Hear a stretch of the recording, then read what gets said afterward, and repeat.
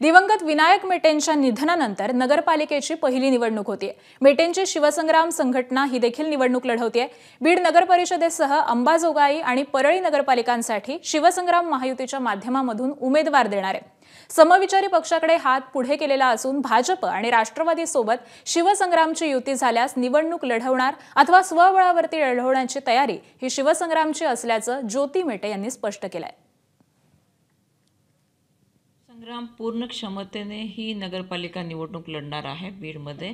आणि विशेष म्हणजे बीडमध्ये नगराध्यक्ष पदाच्या चेहऱ्यापासून ते काही प्रभागांमध्ये ठळक प्रभागांमध्ये आमच्याकडे अतिशय उल्लेखनीय उमेदवार आहेत आणि त्या उमेदवारांच्या रूपाने आम्हाला काही समर्थ नगरसेवक बीड नगर परिषदेमध्ये जाताना पाहायचं आहे। नगराध्यक्ष पदासाठी जर युतीमधनं कुठला एखादा चांगला चेहरा समोर येत असेल तर प्रसंगी 2 पावलं मागे येऊन जास्तीत जास्त संख्येने नगरसेवक या सभागृहामध्ये पाठवण्याचा प्रयत्न राहील आणि आम्ही साधारण 11 प्रभागांमध्ये अतिशय ताकदीने लढणार आहोत।